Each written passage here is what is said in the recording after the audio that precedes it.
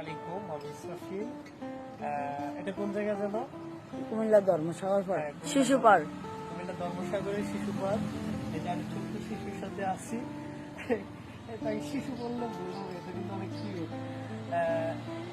আচ্ছা ভাইয়া আমার খুব সুন্দর করে একটা পিকচার তুলে দিচ্ছে। এই যে ক্যামেরাম্যান আমাদের সাথে দিয়ে আছে, ও হচ্ছে আমার উপরে একটা সুন্দর ফটোশট করে দিচ্ছে। না, হ্যাঁ বয়স 13। ওর বয়স 13? হ্যাঁ হ্যাঁ, ওর বয়স 13। আর হ্যাঁ, আমারটা হ্যাঁ। আমার 16। 16 প্লাস 13, আর আমি হচ্ছে হলো 21, ঠিক আছে?